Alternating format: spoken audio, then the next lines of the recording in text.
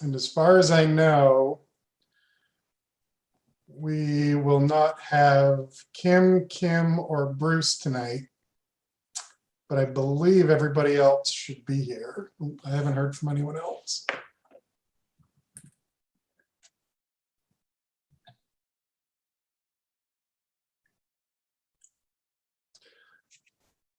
Well, why don't we, actually, do we have, let me see, 1, 2, we technically only have 3 voting members, so I don't think I can really do anything just yet, can I?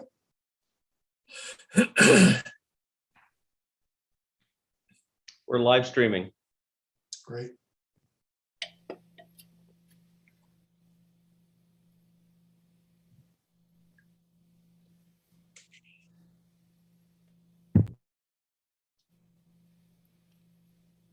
Well, why don't we open the meeting anyway?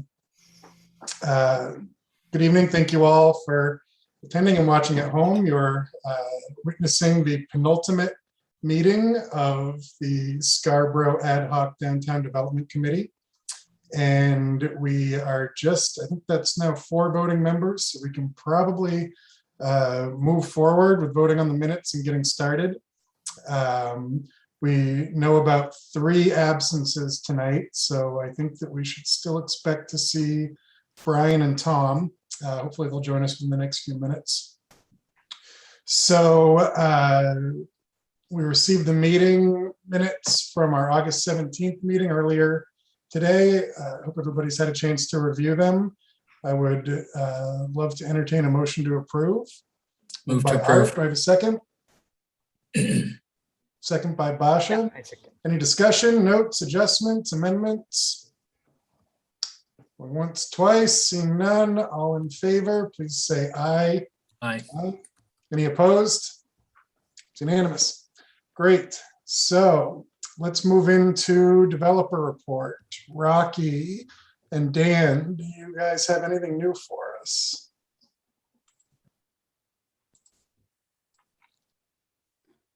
You want me to go? Floor is yours.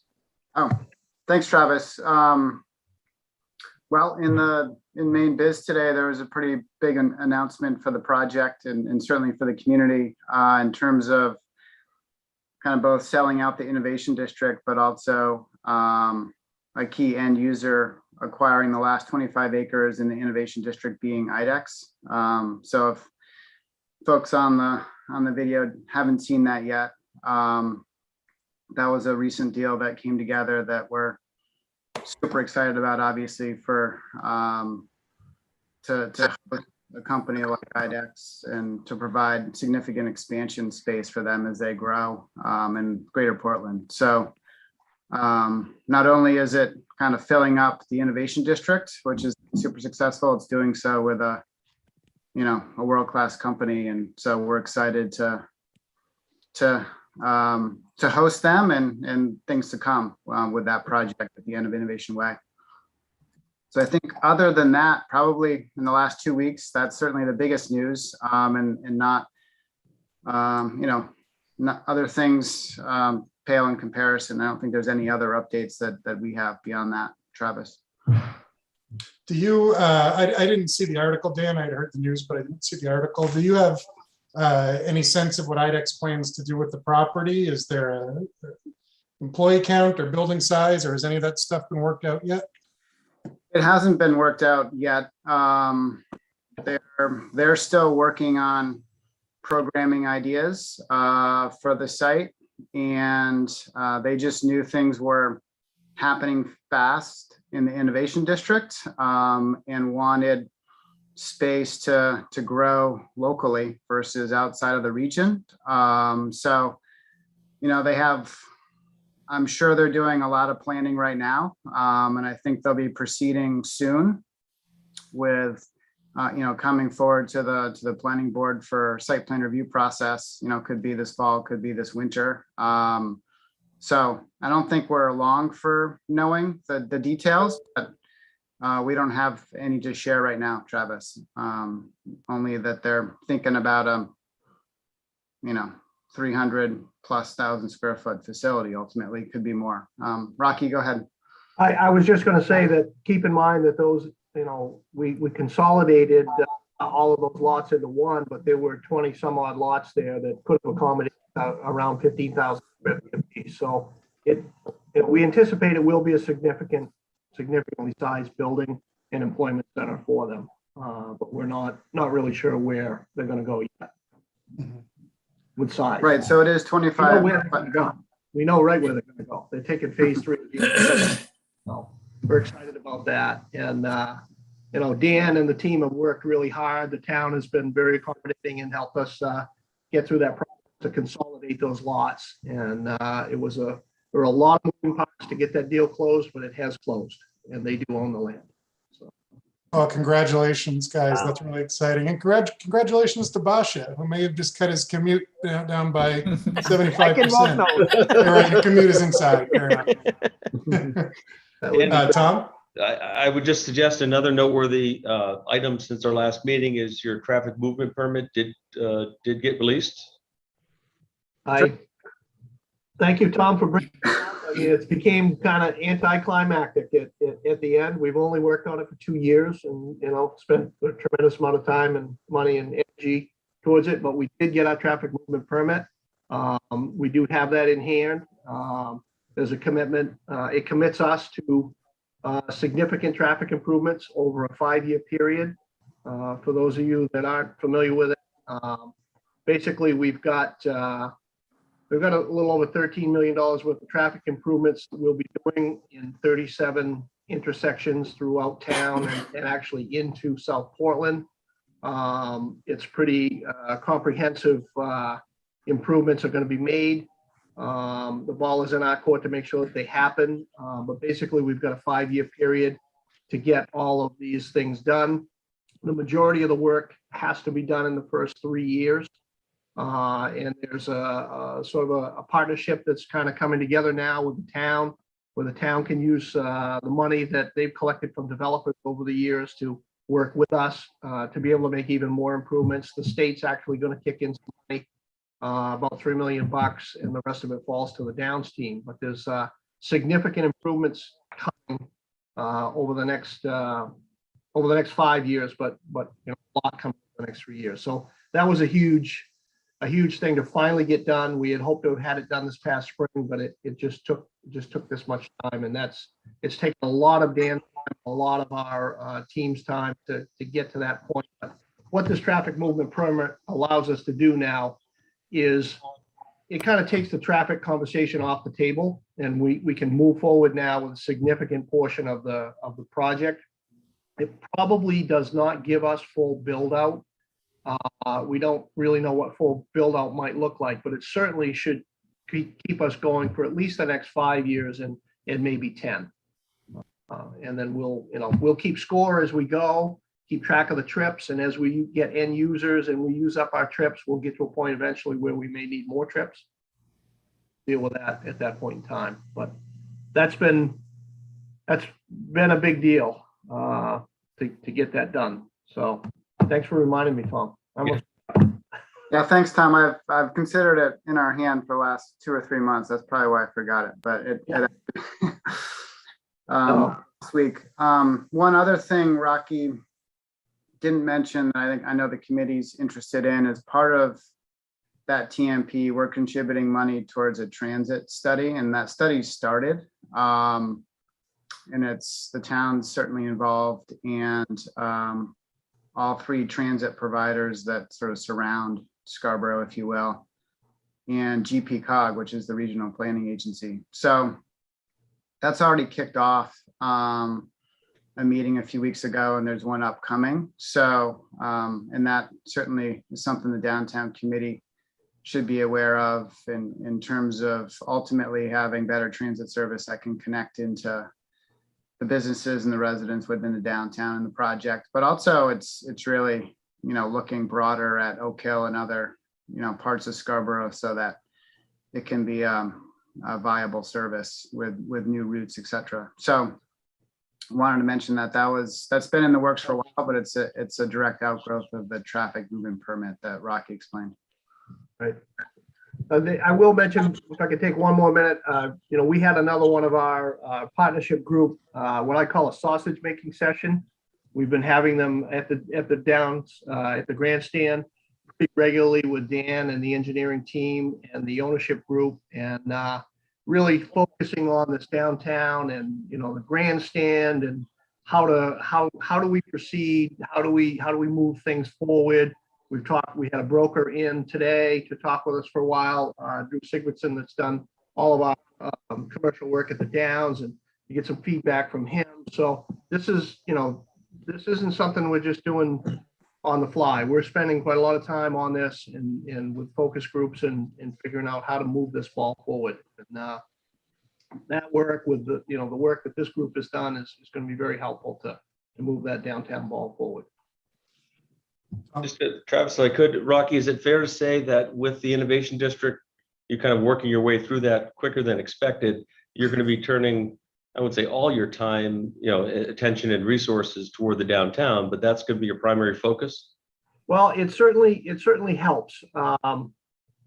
Unfortunately, we've got a lot of things that have moved to the front burner. I'm not sure how Dan keeps track of all the things he has on the front burner. We've got a really big stove.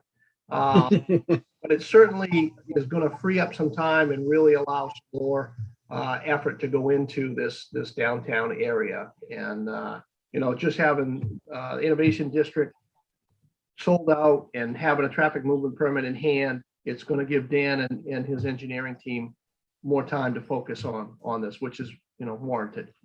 Just I can't reflecting how fortuitous it was for us to get this process started last December, first of the year, to put us in a position.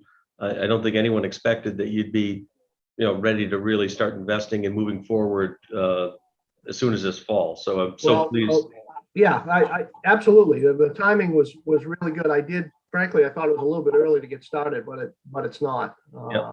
Timing is right. You know, we spent a lot of our time talking about today, you know, how do we phase or how do we roll into, you know, getting more of the Downs Road built and getting the Higas Parkway connection built, and different ideas of, you know, okay, we could do a couple of pieces at a time. We can break it up. We could do the whole thing, just starting to rough that out and figure out, you know, what the numbers are and what we would need to move that ball forward. Because I think if we break that Higas Parkway entrance open, it really opens up the center of the project in the downtown area. So Just the last thing that this committee might be interested in, tomorrow night at 5:30, the Downs team and myself and my staff will be providing what we'll call an annual report.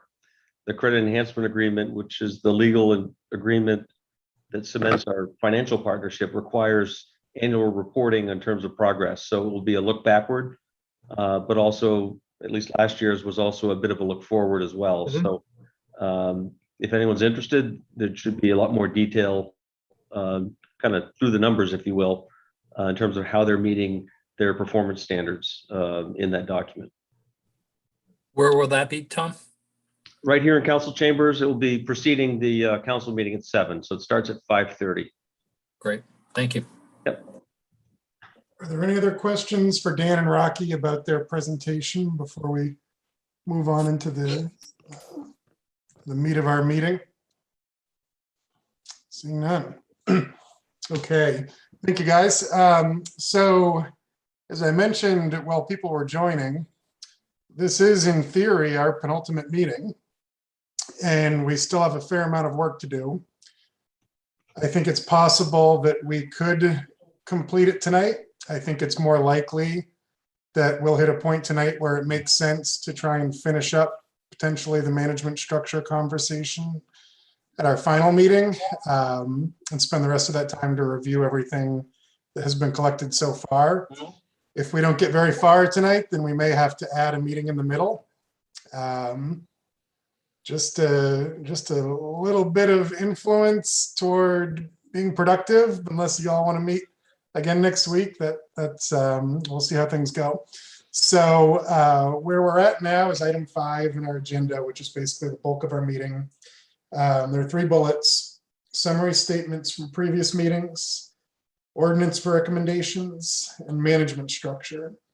So the summary statements from previous meetings is we generally kind of whip through this really fast unless Unless anybody wants to dive in a little bit more, I think it's probably not necessary tonight, but the background documents that led up to the committee being formed is something that Karen has put together. Our sort of wish list exercise, which was completed before Crossroads hired Goody Clancy, that's complete as well. Goody Clancy presented, or I'm sorry, we worked on some specific recommendations that required subcommittee work and produced significant reports, which will be added to our final report. Those exist. I think that probably I'll work with Karen on a one-page summary of those documents to go in the report, and then the documents themselves will be materials as addenda at the end. And so if there's nothing else about those items, seeing no hands, let's move into ordinance recommendations. And we spent a good chunk of our last meeting talking about accelerating the pace of housing construction at the downtown site. I had tossed out the very bare bones sketch of a motion, which fortunately this committee had the good sense to slow down so we could work on it a bit. I think about a week ago, I emailed a written draft of that proposed motion. I emailed an updated version because there was one particular item that I had left out that we had all agreed to that Kim Rand reminded me of. Brian also caught some copy edits where I was saying the wrong thing by mistake. So those have been fixed too. And what we've also received, and some of you may have had the chance to see it and some of you may have not, both Kim Rand and Kim Bridgham have sent comments, including some recommendations for changes to that motion. Brian sent some as well, but since he's here, I'll ask him to present. Bruce sent a couple of notes. He was a last minute, he had a last minute conflict and couldn't join us tonight, so he sent some notes. And just before we hopped online, John Clucci sent some very useful guidance on what exactly it is we may be asking to either amend or exempt. So I will probably ask him to talk through his document too, in case some haven't had the chance to read it. But I guess what I'd like to do, since it's my motion, to kick this off, is that I will move passage of the motion circulated earlier. Tom, do I read the whole thing? Probably. Yeah, it's complicated enough. I might suggest you actually put it on the screen so people can follow along. Okay, let me, oh, looks like Karen's ahead of me. Thank you, Karen. Okay, so I'll try and read this quickly. Anybody who's watching can read along on the screen. Based on evidence provided by Crossroads Holdings and their consultants, Camoin Associates and Goody Clancy, the committee. This is actually not the most recent version, I'm sorry. I can tell right away. Do you want to share your screen, Travis? Yeah, let me pull it up.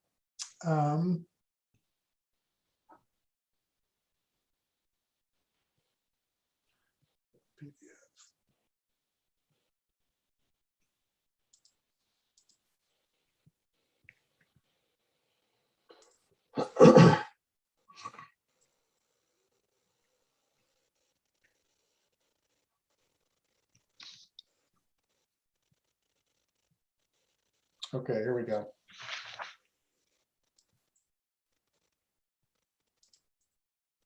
Everybody see my screen?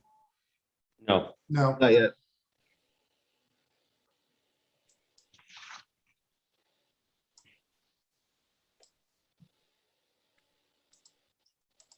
I'm working with double screens here and I'm not sure there.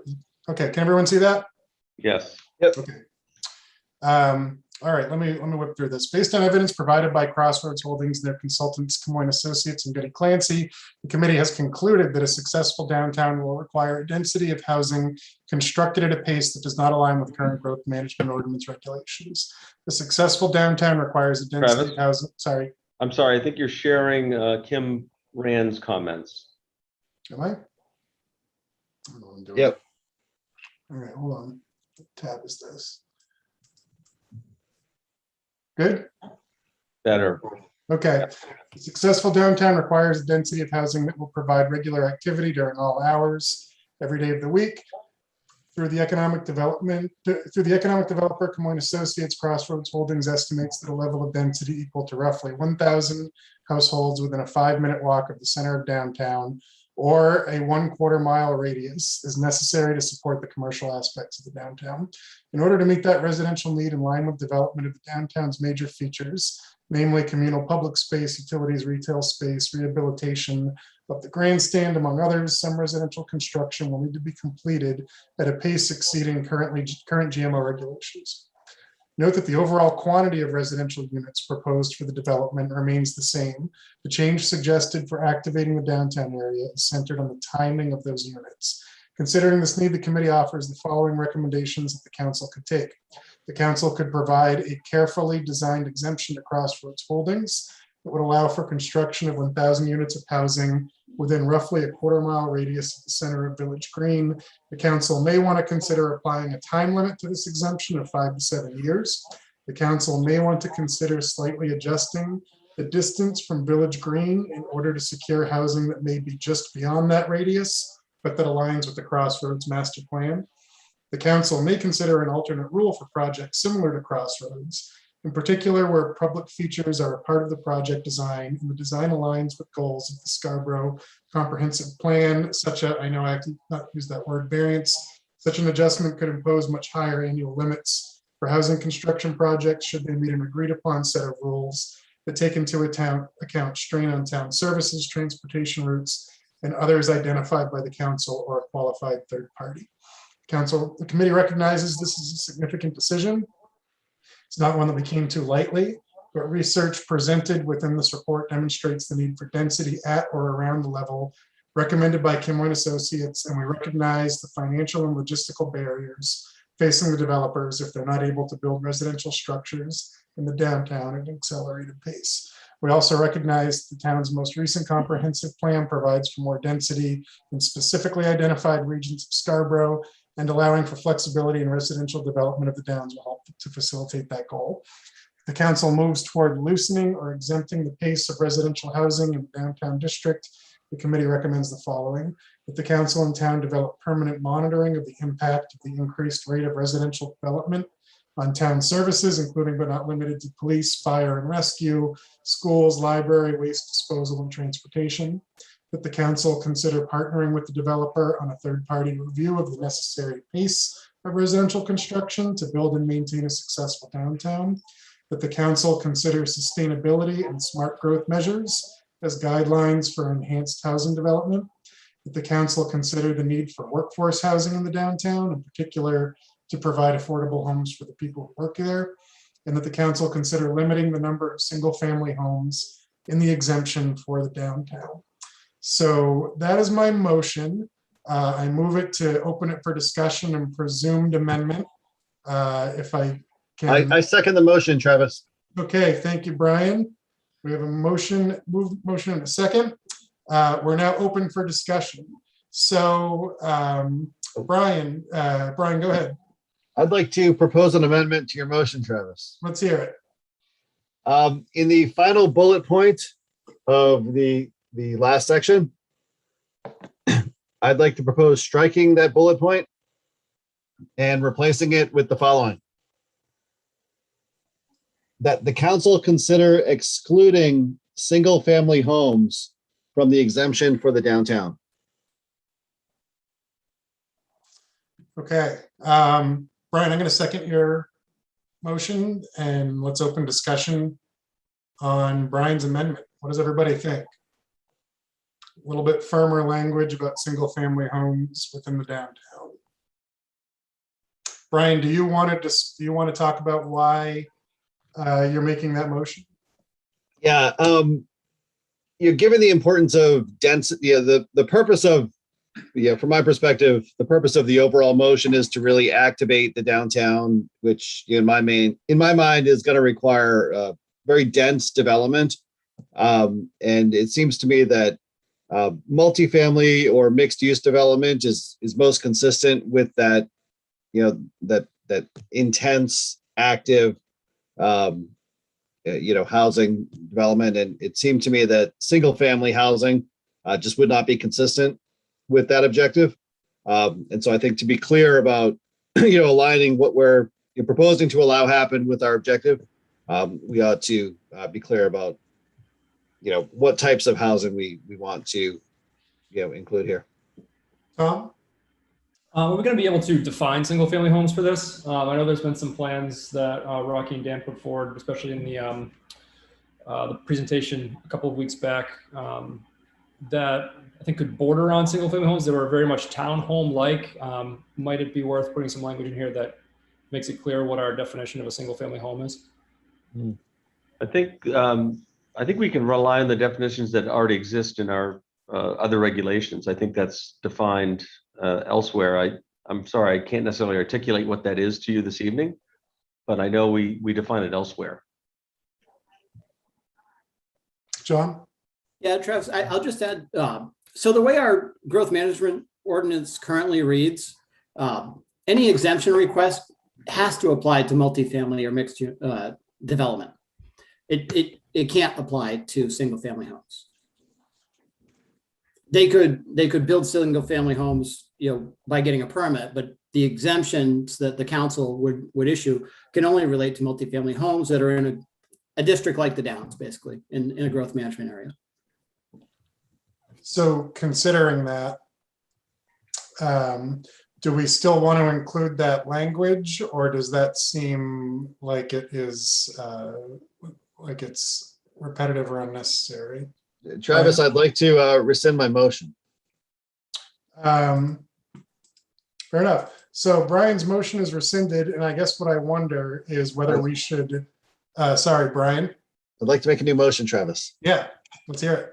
I move we strike the final bullet point. I second. Okay, discussion on striking the final bullet plan.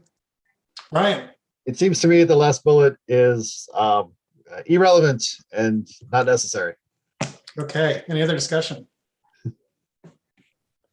All in favor? Any opposed? Stricken. We are cranking, folks. Okay, so I do want to get to written submissions, but I want to, I guess, offer to any other members who are present, if you have amendments, Brian? Travis, I move that we strike the fourth bullet point in that final paragraph. Workforce housing. Okay, I second. Brian, explain. At the moment, the town has no definition of workforce housing and no methods of incentivizing workforce housing. And my fear is that at this point, including such a suggestion for consideration would be a distraction to the overall process. Any other discussion? Any other response points on that, Brian, to Tom? I don't have a vote in this, but I would just offer, this is a recommendation, guidance to the council. I don't know that it's, I totally agree with Brian's point. It's not defined, but by the same token, I don't think it's inappropriate for this group to accentuate the importance of that. And maybe that propels the council to do something about defining that. So I wouldn't necessarily use that as the reason for not including it as part of a recommendation. With all due respect, sir. Understood, sir. Further discussion on that point, considering the point counterpoint that we've enjoyed just now. The motion, Art. Sorry, I agree with Tom. I don't think it would be a bad idea to keep that in. We're setting new precedents with this whole area. That's Though push not- envelope.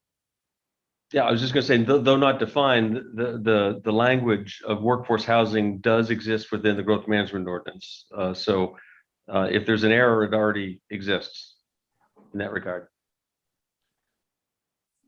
I guess I'll just say if our key role is features, not perfect definitions, then if that's a feature that the committee identified as important, it's one of the things we're asking the council to keep in mind. I'm not married to it one way or the other, but I think if it's something that we want on the record that we care about, that this is probably the place to put it. So anything else? Any other comments on the motion before us? Motion before us is to strike the fourth of 5 bullets, actually the fourth of 4 bullets now, in that last section about workforce housing. So let's have a vote. All in favor? All opposed? Appears to be unanimous. All right, we'll keep that in. Any other present committee members have amendments to what's currently written that they'd like to bring forward? Sarah? This is going to be a friendly amendment, so I think if I remember Robert's rules, it doesn't, you just, as the person who made the main motion, you just have to accept it or decline it. But I think that there's a case for making the language a little stronger. And I think that one of the emails that one of the Kim sent, they spoke to this as well. And I think there's 2 parts there. When we say the council may want to consider slightly adjusting, I would just strike slightly. And then in other, like in that opening where it says the committee offers the following recommendations that the council could take, just say the following recommendations. I think we're a little too light on our could takes, and should just be a little bit more forthright. So as far as my choosing whether I want to accept those or not, I think yes to the first and no to the second. Okay. And the reason some of this is just a little bit of semantics. But I wanted to give, in my motion, I wanted to give something of a list of items the council may want to consider. And for instance, I think if you look at those 2 main bullets, it could kind of be considered an either or. They probably would need to do both. So I wanted to present the council with a list of things that they may want to consider. They may want to go one route or the other. And if we wanted to add things to that list, it then doesn't become something that we have to agree on every single item within. So for that reason, I'm comfortable with removing slightly because I think the goal of the downtown is that 1/4 mile radius. So they're not going to seek to move too far beyond it anyway. But I do want to keep in consider because it is a different, it's a different message saying we'd like you to do all of these things versus here are some things and you should take them one at a time and decide what makes the most sense. So that's my response to that. Okay, that makes sense. Do you want to take it to the committee and ask for? No. Okay, great, No, thank you. no. Much appreciated. So any other present, Brian? So question for the counselors in the spirit of discussion, Travis. Does this present recommendation and motion give the counselors on the call the appropriate guidance to make change? Or would it be helpful to have a graphical map to depict what we're talking about with this 1/4 mile radius and kind of a region for suggesting where these extra homes ought to be allowed? I mean, what I would say is, at this point, I think as it's written, it gives enough directional feedback. I wouldn't have the committee spend too much time trying to get overly specific because like John shared in his email, the way this works, the developers would have to submit an exemption and it would be essentially a negotiation process through that. And I think you guys have kind of outlined some things for consideration that both the developers and the council could consider as that process starts, but I'm sure it'll look and evolve as other counselors get their hands on it down the road. So I feel like what you guys have at this point is sufficient. And I wouldn't probably spend too much more time on it at this point. Yeah, I'll go with that, John. So when I read through this, I'm trying to think through, are you looking for, what action are you looking for from us? Because from my perspective, we're waiting for the developer to come forward with a request, and then we need to act on that. And we can put conditions on it. Or are you looking for us to amend the ordinance that already exists, which my sense is that we can work within the framework that's there today. In which case, I'd say focus on the things that you feel are most important to a successful downtown. Help to reiterate those that, if we see them in the request that comes forward, then, then that'll lead some credence to, yeah, we should allow this to happen at an accelerated pace. That's helpful, Yeah. John. I think what I tried to say in the opening paragraph or two is we're ultimately not experts in what that adjustment needs to be, but we are convinced that in order for a successful downtown, based on our collaborative work with these guys, they have to be able to build housing faster than they're currently allowed to. In particular, where it's dense and those are large buildings that house probably more than the maximum amount. So I think this is something that we've been doing pretty frequently for the past 6 months, is going a little too far and pulling ourselves back. I think ultimately our recommendation is there needs to be flexibility that doesn't exist now. And we've tried to pull together some lists, a list of considerations you may want to take. But the best that this committee can offer is we've studied it. We've heard from the economic developer. We've approved what we think is a really nice draft of a downtown, and we don't think that they can build it at the pace that they're allowed to build residential construction right now. So I think everything after that is our food for thought for you all. But I don't think that we're going to design the solution here. We just don't have the capacity or the background to do that. I think you said what I said just much better, Travis. Like I think what you guys have presented, I think the message is clear that we need to reconsider the pace of growth. And you guys have offered some ideas that we could ponder. And again, as this goes through the broader public feedback process, we can gather more public feedback on what needs to be considered. So I think, just as far as I'm concerned, I think it's clear on what you guys are proposing. And you've offered some really good ideas we could consider. So I think it's good. Brian? Trav, I think John and John both kind of bring up an important distinction that is worth discussing and maybe articulating within the motion. And that's whether we're recommending that council support a developer's future request to do these things, or whether council proactively make these changes even in advance of a developer request to do these things.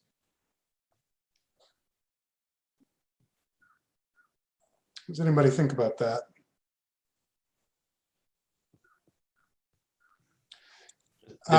It's an excellent point, because practically speaking, this will be initiated by the submission of an exemption request.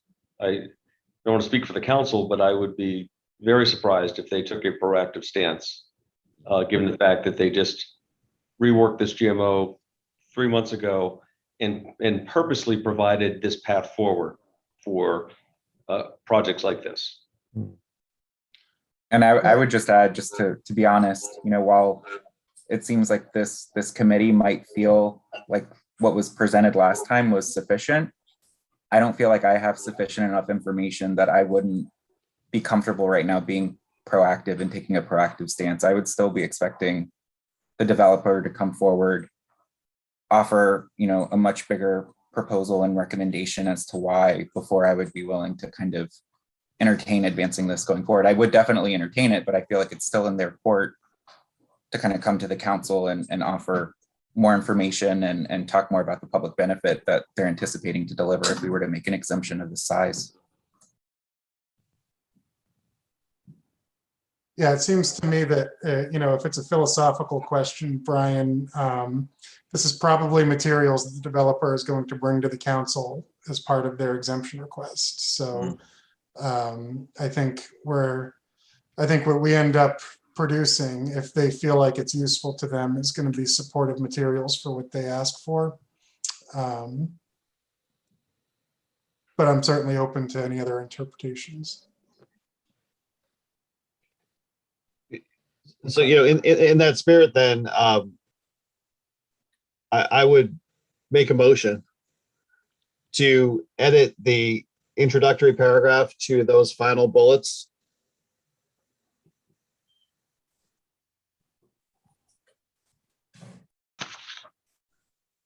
To say, Are you saying strike? yeah, and actually, You want to pull the language up, Travis? Just easier to Yeah. understand.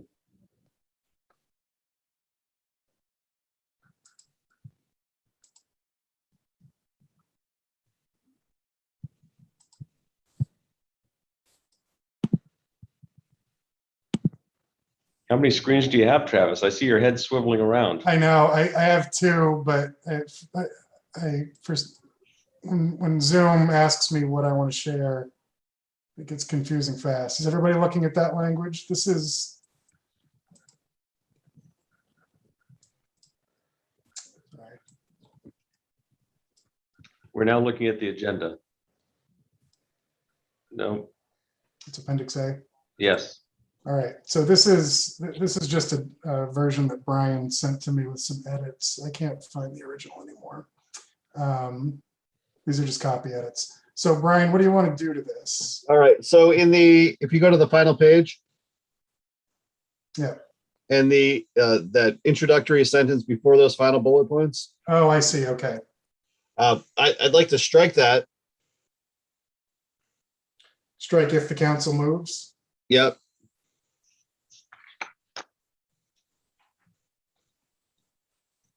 And replace it with the following.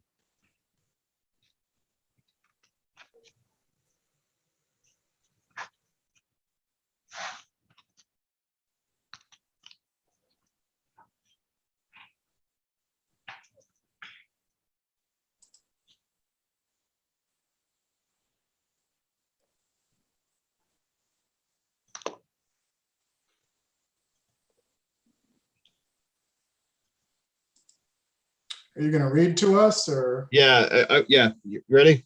Okay, The committee recommends that the council support a request to move toward loosening or exempting the pace of residential housing in the downtown district. okay, so ultimately you're eliminating the question at the beginning and reiterating that we encourage the council to take that specific action. Yeah. Okay, I'll second that. Discussion? Let me get the right document next time I have to bring this up. What does everybody think about that? So I just want to be clear. So all the introductory language, the first three paragraphs on page 1 go away? All Oh, of that it? stays. Okay. That No, stays. yeah, it's just that That, okay, that sentence before those bullets. okay. Yeah, because I think that context is helpful to build the case for the recommendation. Yeah, I think that that makes sense to make that a little less wishy-washy.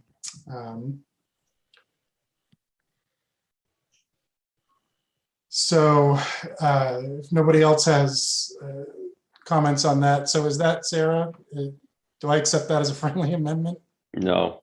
I didn't think so. Is Okay, the amendment friendly, Travis? the motion is to adjust that final Just- introductory President, paragraph. just because he has a smile on his face doesn't mean it's friendly. It was made in the most friendly of manners. Well, we're friends.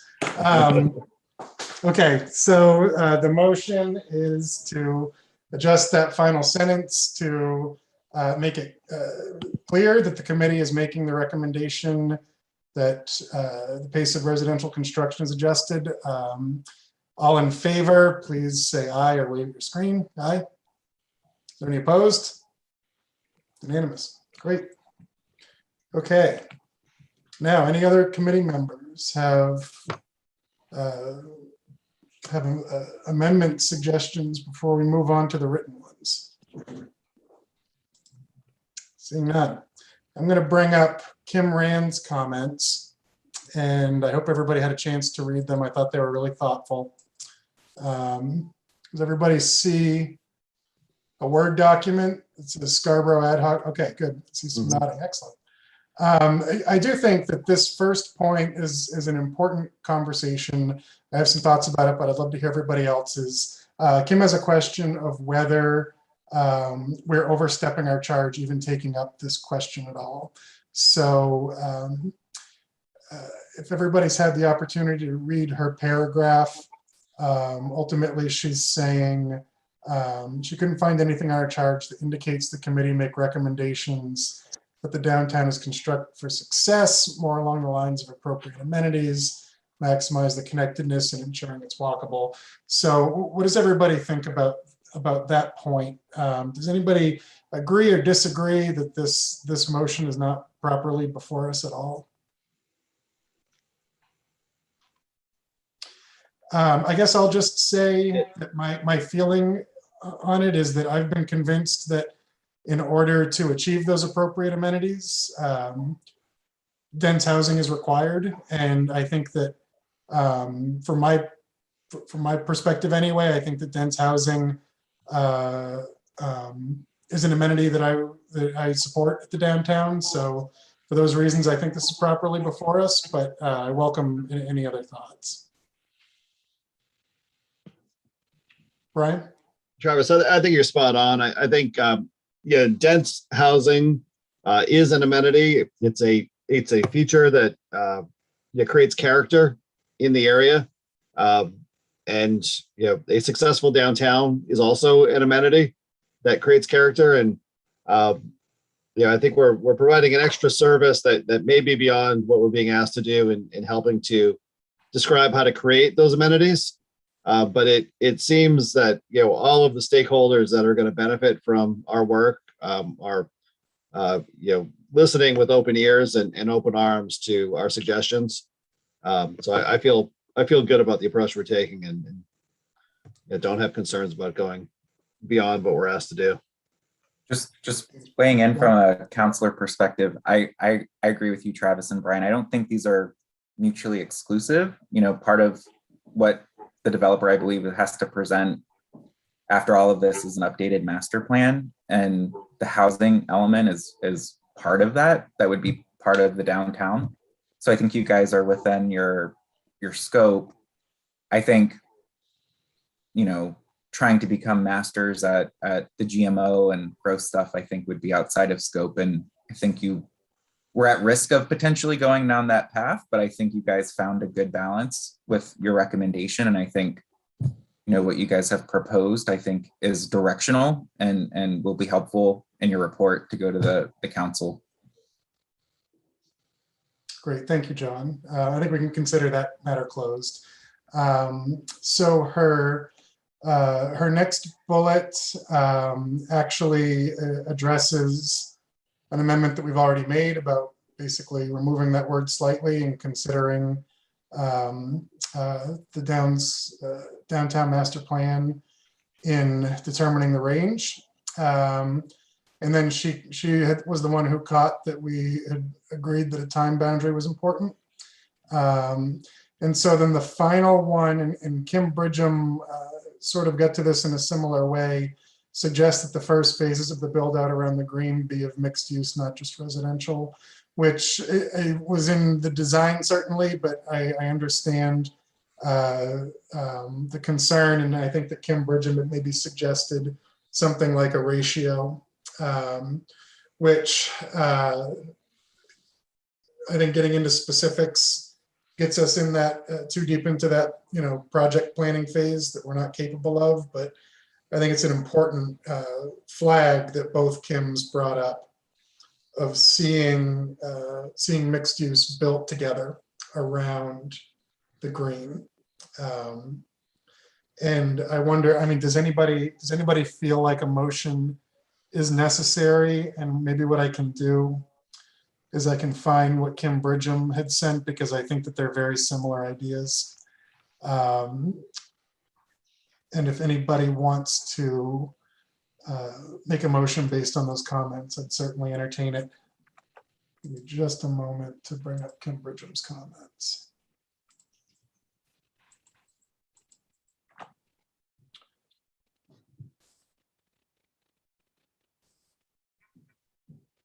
Everybody sees little purple text there?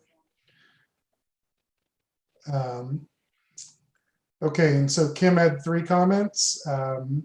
Even apartment dwellings with more than 1 bedroom could yield a significant increase in the student population. I want to make sure we stay true to the original plan. The additional 1,000 units offsets the cost of additional services. And that gets back to permanent monitoring and not increasing the number of units overall. So I think, unless anybody disagrees, I think that bullet's probably covered. And then she gets into additional units would be approved in phases contingent upon progress of the commercial space. In other words, I want to make sure we don't end up with 1,000 new housing units and no retail tenants. Based on those comments from Kim and Kim, does anybody see a motion here?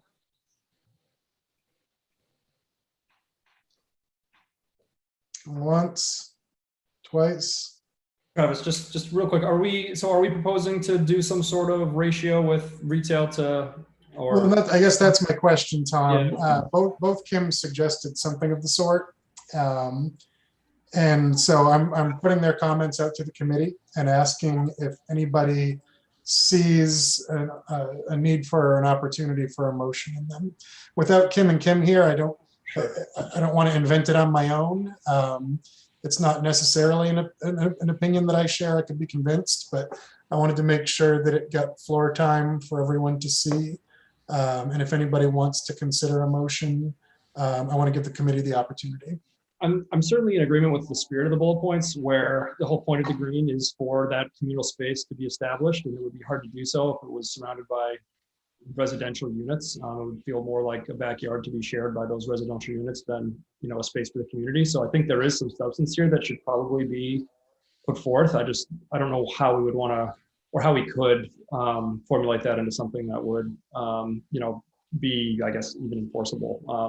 Yeah. I know the plans already outline to have the retail and commercial abutting that area, but I think it is important to maybe stress that for our recommendations committee. Well, and I guess it's important to remind ourselves that all we're doing is providing a section of our report to the council that includes stuff we all agree on. Mm-hmm. So if we don't have a solution, I don't think it's on us. I think it would be irresponsible for us to try and determine a ratio right now, but pointing out that we think it's important is probably something nobody disagrees with. Brian? Travis, I'd like to make a motion. Let's hear it. I move that the committee recommends that the ground floor space around the Village Green be predominantly composed of non-housing uses. A second. Second from Art. Okay, discussion. I'm curious because we are now getting a little bit into design. If Dan or Rocky wants to weigh in on this one. Travis, I'll just share that kind of the spirit of the motion is to convey the intent without using any designy ratios or numbers that we can't, calculate on our own. That we do have a hope and a desire that this will be mostly non-residential. I don't hope to program what that non-residential space is, or even say that it should be 51% or anything like that. But I think putting a stake in the ground that it ought to be some nebulous thing called predominantly is a is a nice, meaningful, useful way to convey the committee's intent. So that we don't have a series of townhouses or condos surrounding the green. Tom? Thinking back to the design that Goody Clancy put forth, I think there was a section near the green, and correct me if I'm wrong, Dan, that did include sort of townhouse style units, and I think that was intentional by them. That, I don't know if it was sort of glazed over in our discussions shortly thereafter, but I know there was a good section reserved for mixed use. I don't think it was every building surrounding the green had first floor commercial. So I think that might be counter to the plan that's been presented to us so far. I think I would support what you're saying, Brian. I think there is still a little bit of an underestimation of the the retail side of things and the plans that are put forward, but I would recommend we go a little more vague than even what you've said and just leave the recommendation to being, mixed use around the green would be what we're pushing forward for. That would be a friendly amendment to the amendment. Right. To answer your question, Tom, the Goody Clancy plan showed retail restaurant right on the green, facing the green, where there's a shared use street. The grandstand, we'd hope to be activated certainly with civic or commercial or mixed use. It was across the street. It was across the Downs Road, where there was predominantly apartments planned to pump that population, that early kind of population in the project. So I think I would say it's important to be kind of gray because, what's the definition of around the green? Is it across a, a 3-lane street with on-street parking, or is it abutting the green where I think we're very consistent with what the committee's talking about. So I'd suggest that it be the intent's there, but not be so granular that we kind of stumble early on with it. Brian, do you want to describe to us what Tom's friendly amendment was to your original amendment and what what your amended amendment sounds like now? If the scribe wrote down the original amendment, I think I could do that. I know the amendment was basically to change the predominantly non-residential to just changing it to mixed use. And so maybe a revised amendment would be that the committee recommends, and maybe I'll type this out so that if asked again, I can answer more clearly, but that the development adjacent to the Village Green be mixed use in nature.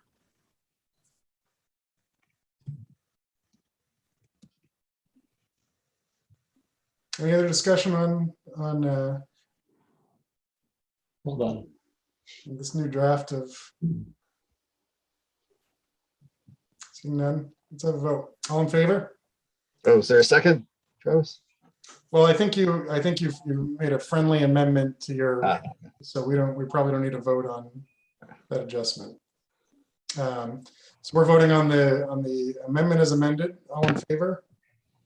Aye. Are there any opposed? Okay, it's unanimous. Great. And I do believe, looking at Kim and Kim's comments, that covers housing from the two of them. And I received comments from Bruce tonight as well. So let me get those up on the screen. I know I forwarded them to everybody, but I want to make sure anybody viewing at home can see the language that Bruce sent.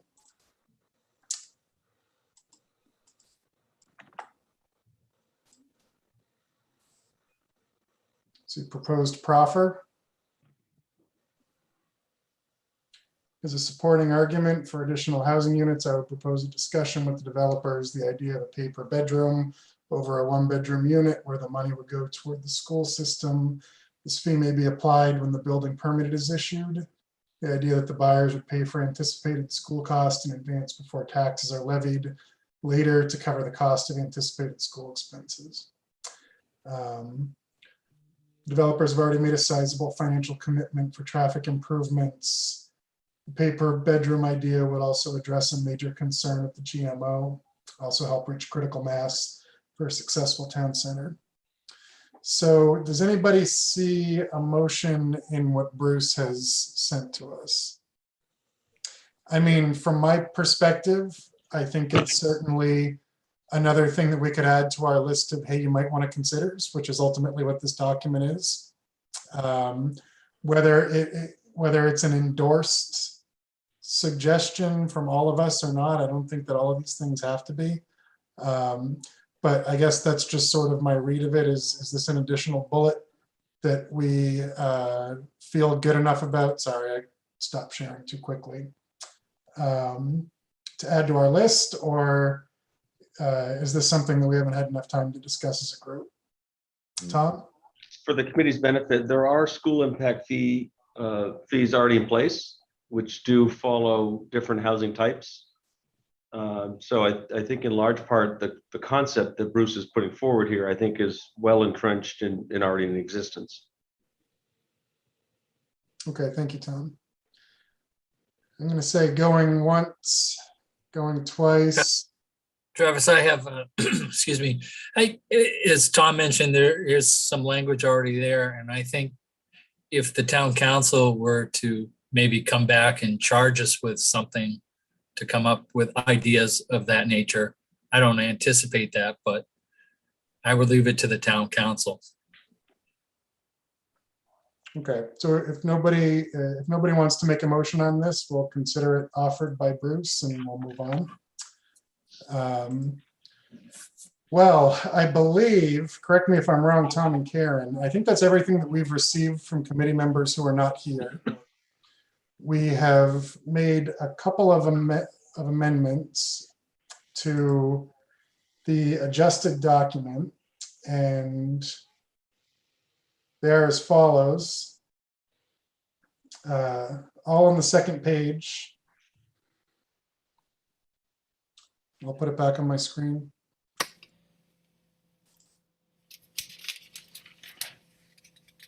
So the second paragraph is adjusted to read, the committee recommends loosening or exempting the pace of residential housing in the downtown district. Oh, Travis, Brian? it's that You the had committee specific recommend. wording for that, Brian. Can you give that to me? I'm going to Yeah, see if I that's- can pull this up and adjust it in real time. Yeah. Once you got it ready. Here, let me find the document and I'll adjust it in real time. I took notes, Brian, if you don't have it. This one I have, Tom. Okay. I'm just gonna wait for Travis to open it up. Here we go. Ready? Everybody looking at my, There we go. okay. Yes. So Yeah, Brian, So it's the committee recommends that the council support a request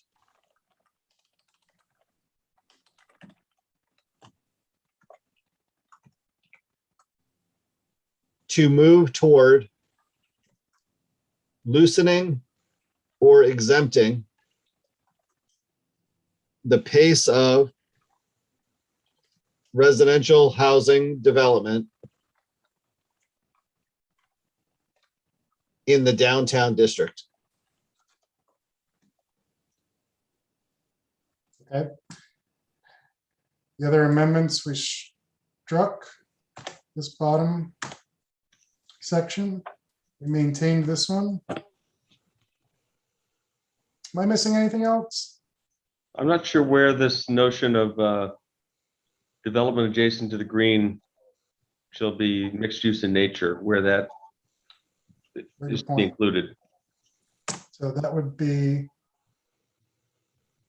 down here among things to keep in mind.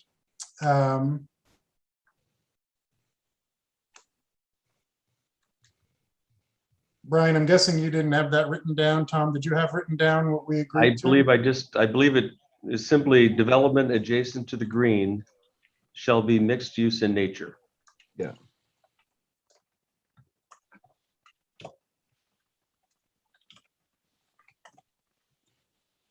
Okay. And then did you get Sarah's slightly Sarah wanted to, In the Just second bullet, to just slightly adjusting. Can't forget that. Yeah, it makes a difference. Okay, I believe that's everything, right? a friendly amendment from Todd Souza through a text is, he's feeling left out in the first bullet on the second page. Community services is not listed in that string of town services. Yeah, that's a friendly amendment that I apologize. If you don't for mind. including in the first place. It's on the second page, but first bullet.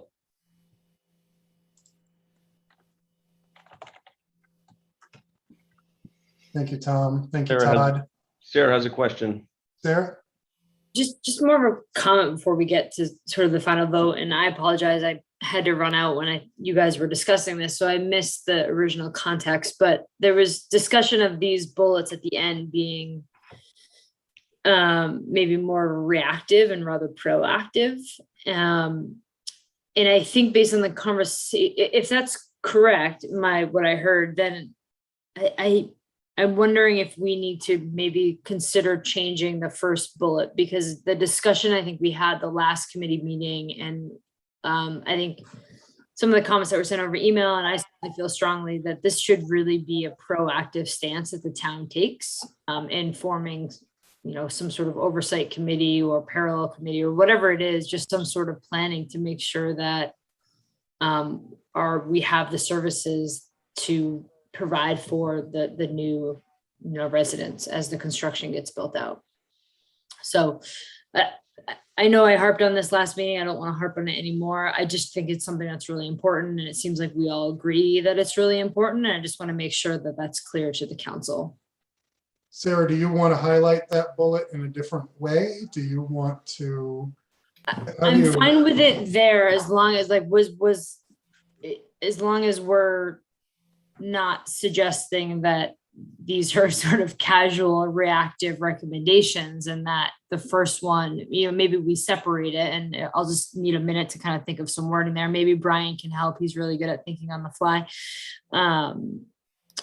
of how we separate that into being something that, we think is almost a must do versus other considerations.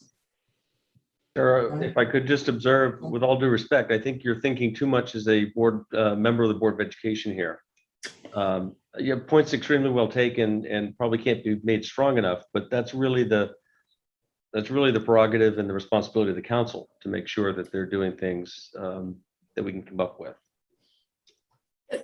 Yeah, I don't disagree, but I wasn't the only one that made that point, and I think that it's the prerogative of the council, but I think there was just one word that was used that was the reactive word that made me like cringe a little, as I do think that this is really important and something that, if we're passing these, if we're allowing for these exemptions, then we need to be very thoughtful about how we plan for this.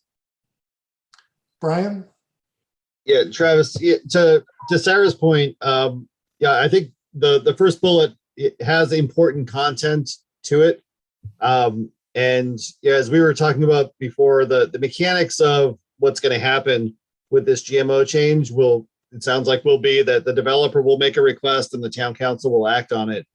And I would be shocked if that developer request asked for any kind of structural creation of a permanent monitoring feature within the town, right? So Sarah's point, I think, there ought to be some other recommendation to proactively do some other stuff. And maybe that's as simple as, oh, what happened here? Sorry, I'm going to try something. Well, yeah, I was going to say, maybe it's as simple as saying the committee also recommends, blah, blah, blah, blah, blah. Yeah. Because that first sentence really speaks to, what we recommend the council do with the request that it's very likely to get from the developer. And then those bullets speak to other things that we have thoughts about. So Travis, I think that's a great approach. So if anybody can't see what I just attempted to do, I took that first bullet and basically put it on equal ground with the recommendation of loosening or exempting the pace. And then the remaining bullets exist as sort of a separate entity. So I'll make a motion that we adjust the document in that way. Second, Okay, so we have a motion second. Any other thoughts? Does anybody disagree with this? It's, none of the words have changed, but where we've put them have, and that can matter. So any other thoughts on this adjustment? Anybody think this is problematic? Thank you, Brian. Seeing none, let me just stop sharing so we can vote. All in favor of the adjustment, moving that bullet up to the above paragraph? Any opposed? Unanimous?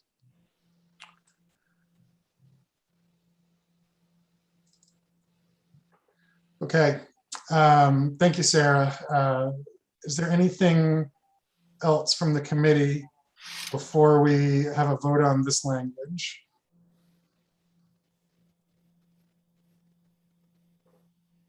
Going once, going twice. Okay, all in favor? As amended? As amended, thank you, Tom. Are there any opposed?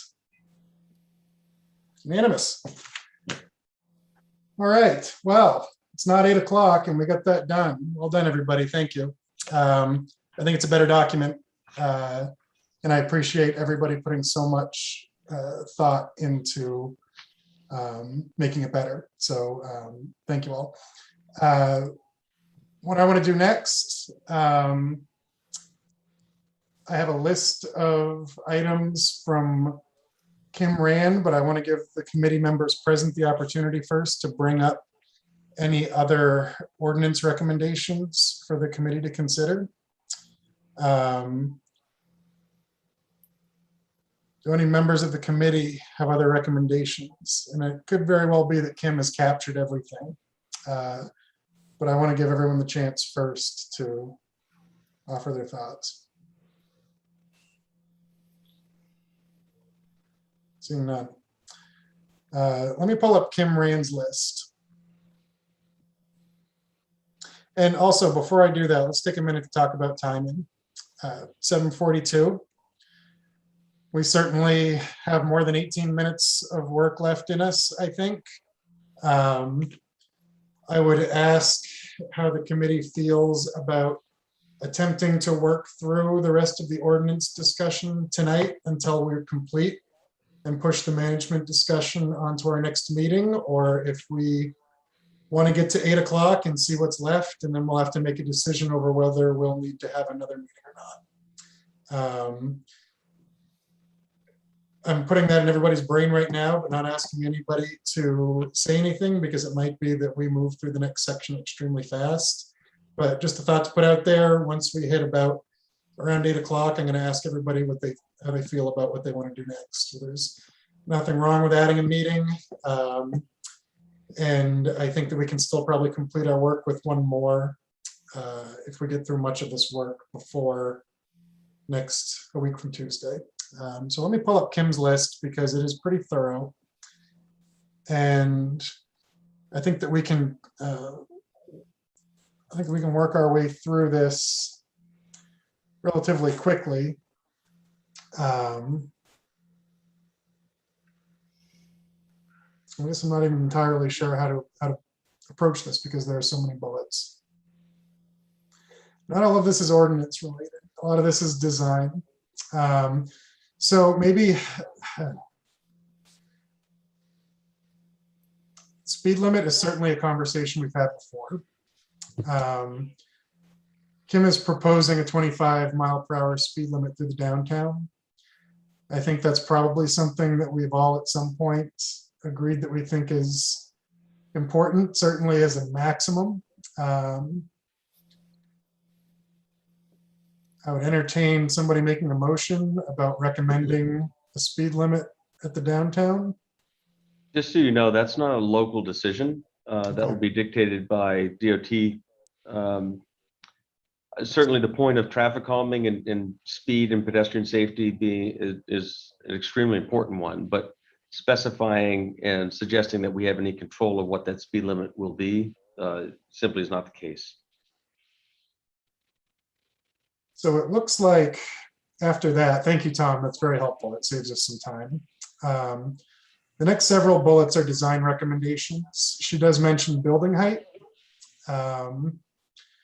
Keep building height to 3, maybe 4 stories. 6 feels really high.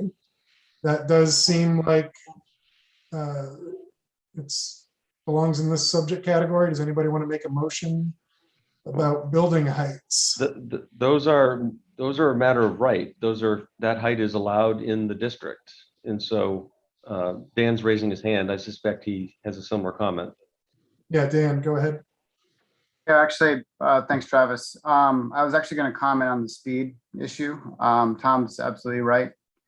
What affects speed, though, is the town street acceptance ordinance, the design requirements for streets. And I would say out of any of the town's ordinances, it's the oldest and the most out of date. So I think there is opportunity to make ordinance changes to be less kind of highway oriented in terms of the required width of streets and the curves and other geometry stuff. So speed can be influenced by the road and how you perceive how fast you can drive on it. It's based on engineering. And right, and that's engineering. That's not ordinance, right, Dan? I mean, No, it's ordinance. It's how tight a curve you can have or not.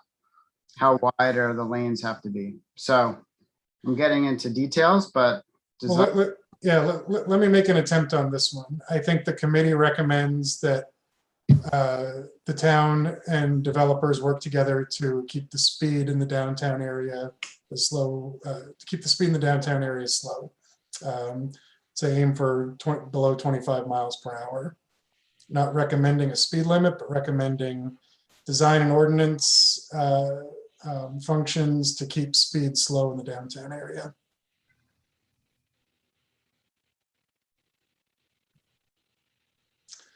I'll put that motion forward. I don't require. Travis, I'll second the motion. Okay, discussion on that motion. I'd like to amend the motion. Go ahead, Brian. The committee recommends designing the streets in a way that will that will create a pedestrian-friendly rate of travel for automobiles. Much better than what I said. Thank you. Everybody see what I'm typing? I'm not sure if you can or not. Probably not. No. Okay. The committee recommends designing the streets in order to create a pedestrian-friendly speed of vehicle travel. Yep.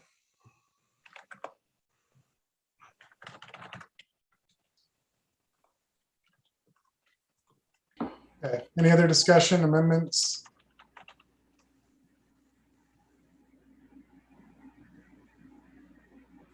Seeing none, all in favor? Any opposed? Great, so vote. So that was that was an amendment, or is it a wholesale replacement? So that was a vote on an additional ordinance Okay. recommendation. Okay, so It's its that's own fine. item, unrelated to housing. Okay, When I look at Kim's document, I'll pull this back up again. I don't think that there's anything else in here. She mentions ownership. That's a later discussion. So I guess the only other thing that might tread into this territory is her last bullet about the town being included or taking part in the Edge Sports Complex. I feel like, personally, I feel like that's a discussion that we probably haven't done enough homework on to make a thorough recommendation, but that's just my opinion. It's the only other thing I see in here that may sort of tread into our territory. Does anybody want to bring up the Edge? Does anybody have recommendations on the Edge Sports Complex as part of our ordinance recommendations? Okay, great. So that takes care of Kim's comments. Bruce did not have any ordinance recommendations. Kim Bridgham did not have any ordinance recommendations. Are there any other ordinance recommendations, John? Travis, I thought one of the Kims, I can't remember which one, had said something about the northeast entrance and do we need to revisit the zoning? It was just making me think, do we need to revisit the zoning to allow for an entrance at that eastern part? I don't know, Tom, if that would be an ordinance change or something that would want the committee to officially weigh in on. I personally would like the committee to weigh in on that because I would like to have an opinion from you guys of how important is having that entrance closer to the municipal campus. Yes, it would require an ordinance change to allow vehicular access to Sawyer Road. So I think that what we had talked about, and I apologize, John, you're right, I wasn't looking. Oh, at yeah. the- There it is. I think that what we had talked about was something a little bit more vague about encouraging the town and the developers to work together to expand or to make as many connections to the downtown from other parts of Scarborough as possible, in particular Oak Hill. And I think that was as specific as we had gotten before. This is again where I run into, I don't know if this is the depth that we want to go or not. But I would welcome a motion regarding that point in whatever form somebody wants to make. It seems to me connectivity has been a very reoccurring theme throughout almost the entire discussion. Yeah. So I suspect that will be made several times in the final report. I think it does make sense to include it here under ordinance considerations because that's the limiting factor as we speak. I think the developers have said countless times they're willing and able and would very much like to make connection there, but they can't. Okay, so let me take a, sorry, Tom Madden? I just want to make a quick comment on the intent of the ordinance change here. I think in Kim's comments, if you wouldn't mind pulling back up again, she makes mention of wanting to sort of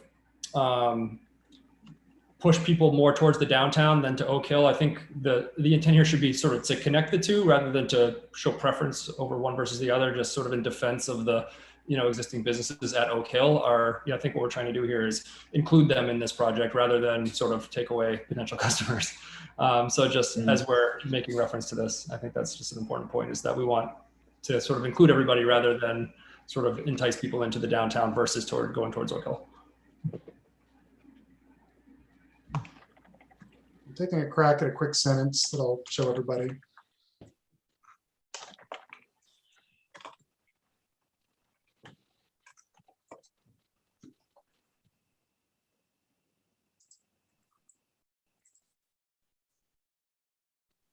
You see two short sentences here. The first one we've agreed to already. Pedestrian speed of travel. The second one, the committee recommends the town and developers work together to create connections to other Scarborough neighborhoods, in particular Oak Hill. Too vague? Does that cover it? Yeah, I think it's too vague. Yeah. Okay, Art, do you want to, well, we don't have a motion, so I'm going to move this sentence. If I could get a second, then we can go into amendments. Second. Okay, second from Sarah, thank you. Comments, amendments, Art?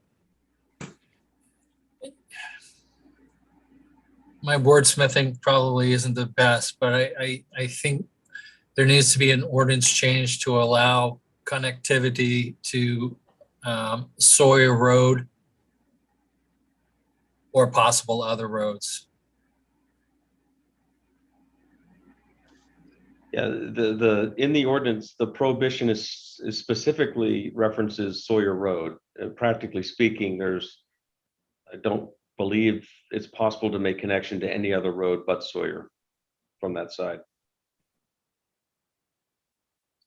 So Art's recommending a change in the current ordinance to allow connection to Sawyer Road.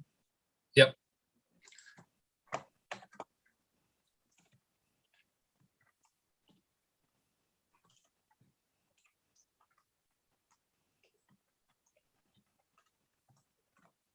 And that's for vehicular access? Is that your intent, Art? Yes. Okay, so we have a motion for amendment. Do I have a second on Art's motion? Second. I'll second it to open discussion. Yeah, so did we have specific to the pedestrian bike, that one written somewhere else? I know it is part of the design, connecting the Sawyer Road for the bike and pedestrian access as part of the trail.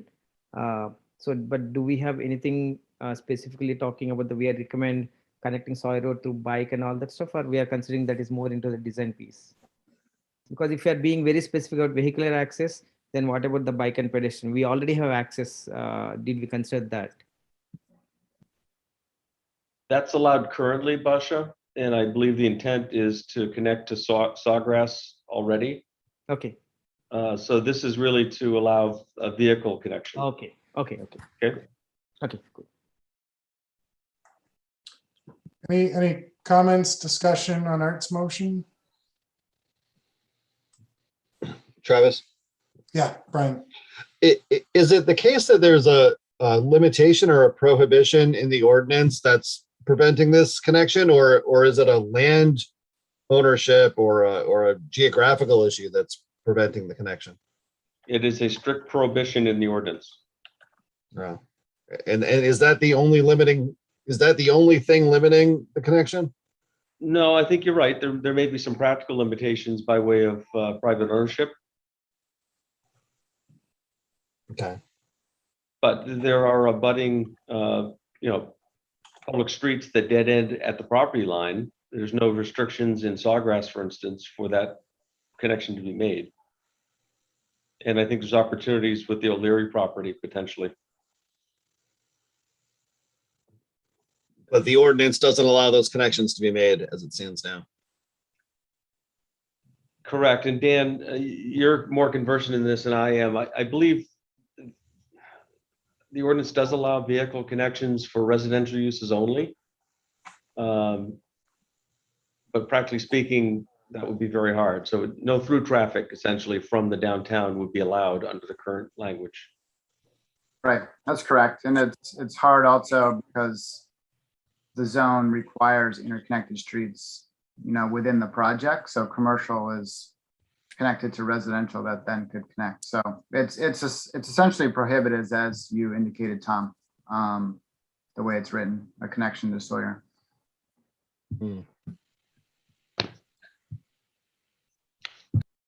Okay, so we have a motion to adjust the current proposal with this last sentence. If there's no other discussion, let's have a vote on that amendment. All in favor? Are there any opposed? Okay, so the proposal is amended now to read: the committee recommends the town and developers work together to create connections to other Scarborough neighborhoods, in particular Oak Hill. The committee recommends a change in current ordinance to allow connection to Sawyer Road for vehicular access. Are there other recommended amendments to this specific proposal? Travis, I wonder if it probably wouldn't hurt to have just kind of a catch-all generic, not a recommendation, but a suggestion to council that they'd be receptive to other, proposed changes proposed by the developer to facilitate development. We can't anticipate what they all are. I think there's some that are very, very fine-grained that even Dan and Rocky haven't stumbled upon yet. Are you talking about connectedness right now, Tom? No, just kind of a general in the topic of ordinance changes. Okay, well, let's get this one done, and then we can. I think that's probably not appropriate to this particular vote. Oh, I'm sorry. I thought you took a vote on that. Okay. We haven't taken a vote on that last sentence on the finished version. We amended it with Art's language. Oh, so considering that, seeing no other amendments, no other comments, all in favor of the language in the below bullet. Committee recommends developers work together to create connections, in particular vehicular access on Sawyer Road. All in favor? Any opposed? It's unanimous. Okay, Tom. Yeah, I was just, to wrap up this ordinance discussion, I wonder, again, it's not a hard recommendation, but just a comment about just general receptivity to the developer identifying ordinance changes to help facilitate the downtown development. Maybe that's just implicit throughout. I was just acknowledging that we have just probably scratched the surface of ordinance changes here. I could take a crack at a sentence, but I think that may not require a vote. This is all ultimately material for a report. Yeah, let's deal with that in drafting, and you can see it as part of the report. Yeah, I think if anybody has a problem with what we draft on that language, let us know. But I think, right, I mean, Tom, I think that seems like a pretty fair point. All right, well, 801. Are there any other recommended ordinance changes that members of the committee would like to offer in this report?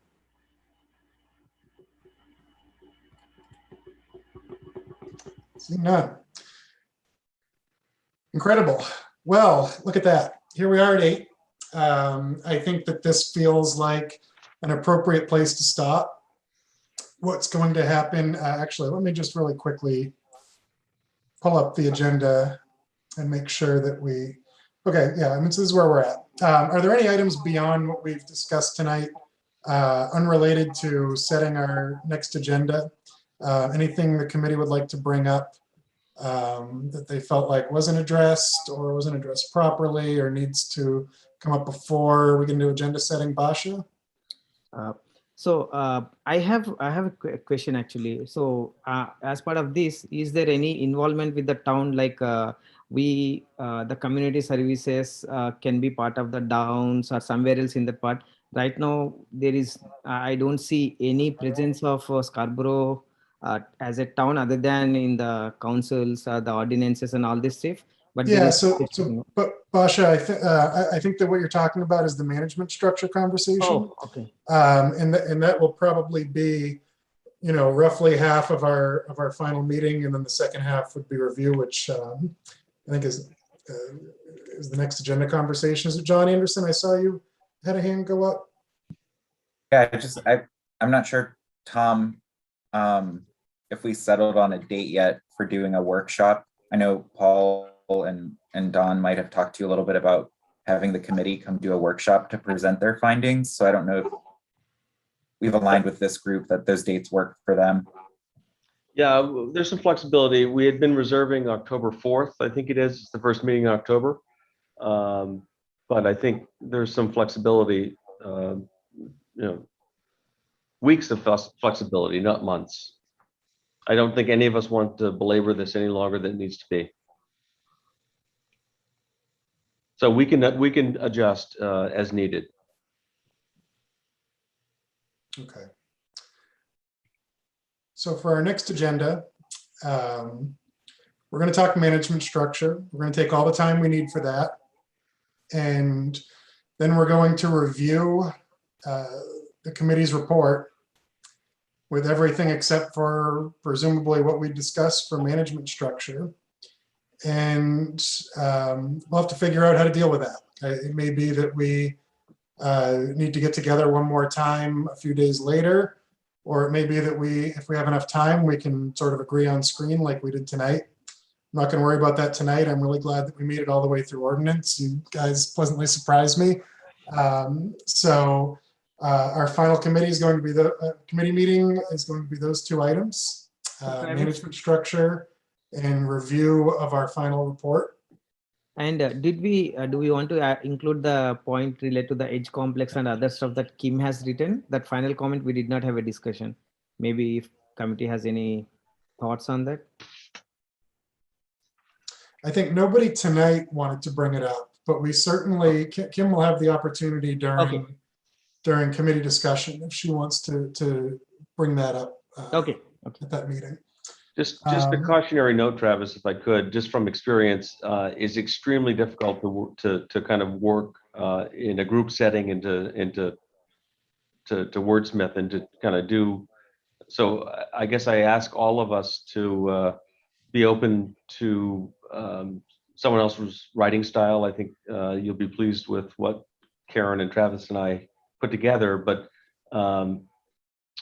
it'll be an extremely long evening if we all try to wordsmith and hang on every word. So just be patient in that regard, I ask you. Yeah, I think, right, it's a good point, Tom. I mean, I think our goal is to get something out to you all at least a few days in advance, and look for what's wrong, not for what you could have said better. Certainly, if you see it before the meeting and you think you can say it better, send it to me. But I think you're right that sort of arguing over tone versus content is something we want to be specific about. All right. Well, we have our next agenda set for 2 weeks from tonight, currently planned for council chambers, and we'll see. Are there any members of the public with us tonight who, I see one attendee, it's Todd Souza. I'm guessing Todd doesn't have public comment, but he's certainly welcome. Even if he wants to offer it, I'm not going to open it up to I'm him. going to open it up to him. Nope. Yeah. Todd has already contributed. Thank you, Todd. He's right. Seeing none, seeing no children behind me or behind Tom, I'm going to close public comment, and I would welcome a motion to adjourn. I'm going to call that nod from Basha, a motion to adjourn. Adjourned. Okay. Second, we're adjourned, folks. Thanks for giving up your Tuesday, and I'll see you in 2 weeks. Yeah, by the way, great work, everyone. The words are really good. Politically, everything is so correct. I know how much effort you had put into. So thanks, Travis. I can see your novel writing right now.